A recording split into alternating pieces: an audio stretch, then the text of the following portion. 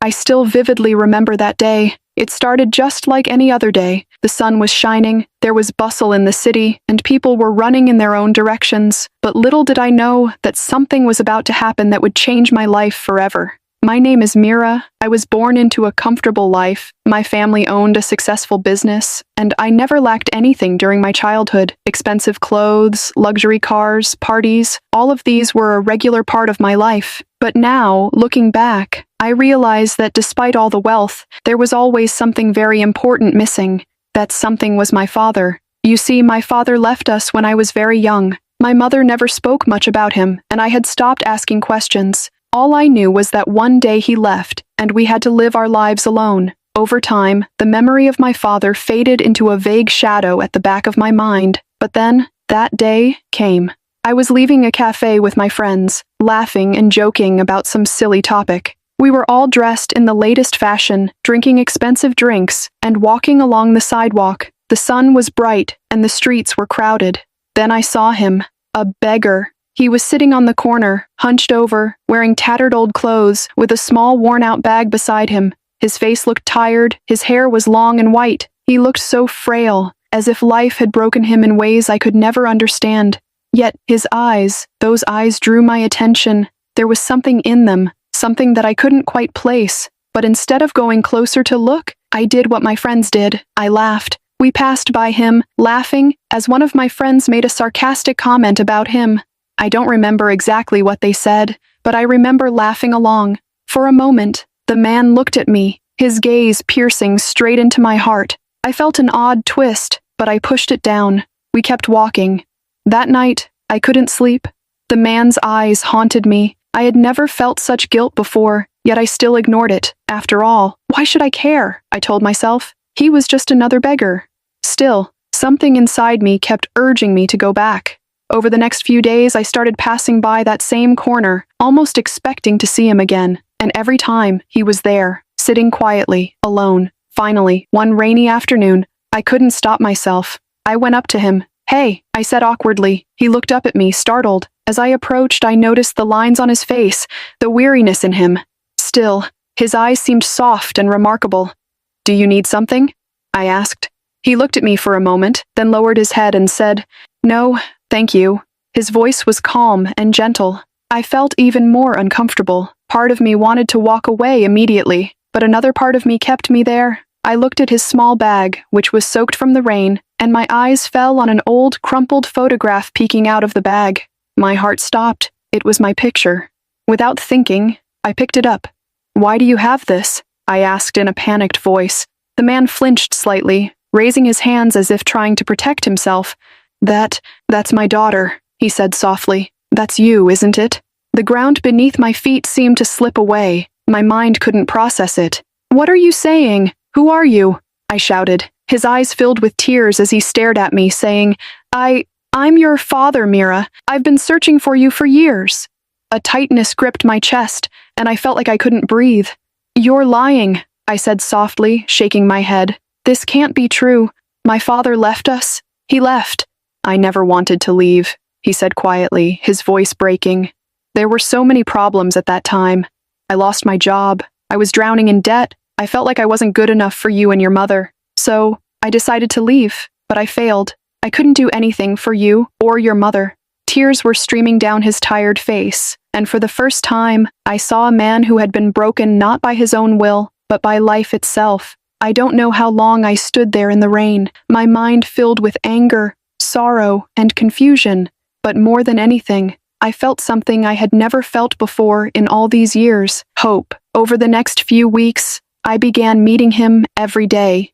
I brought him food, clothes, and listened to his stories. Slowly, the man I had once mocked became someone I cared about deeply. I learned about his struggles, his regrets, and how he had spent years searching for us, but couldn't return home because of his shame. It wasn't easy.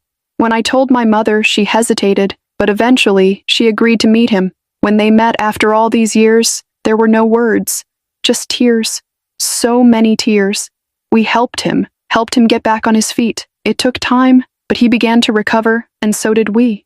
That's when I realized that forgiveness doesn't mean erasing the past, but making the decision to move forward together. It's been 3 years now.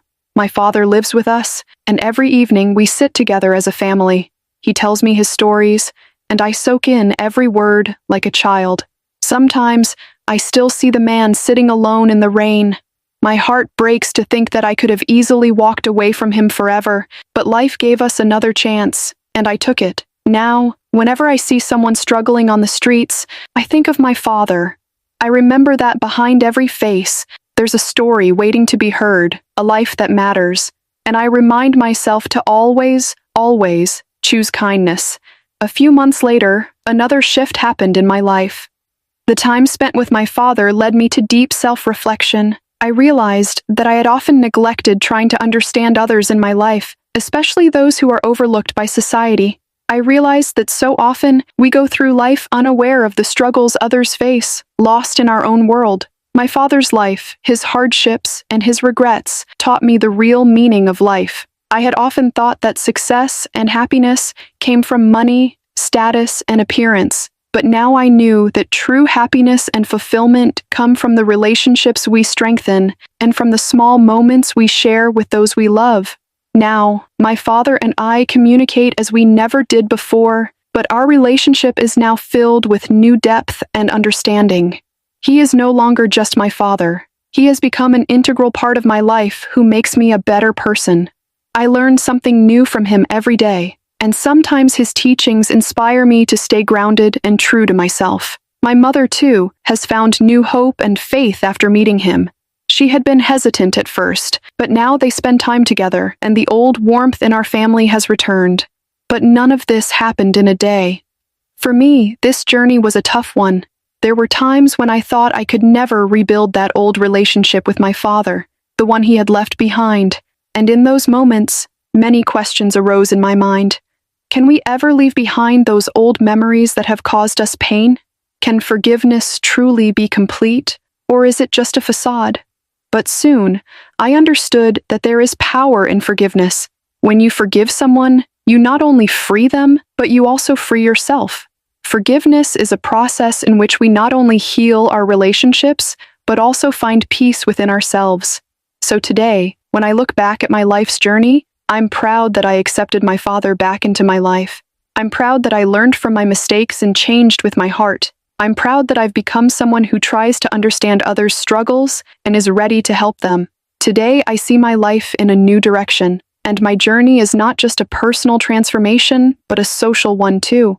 I now know that a good person is not someone who just keeps their family happy, but also someone who helps those struggling at the lower rungs of society and gives them a chance. Now, when I see a stranger struggling, I no longer feel disdain or fear. I understand that every person has a story, and we need to listen to it.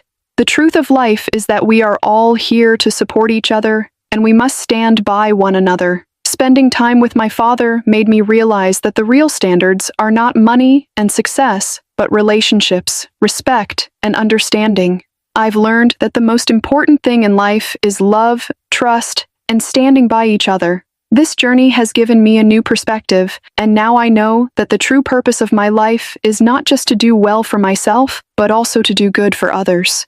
This is the path to true happiness. Thank you for watching till the end. I hope you enjoyed the story. If you did, don't hesitate to like the video and share it with your friends too. Subscribe to our channel and turn on the notification bell for more fascinating stories. Have a nice day.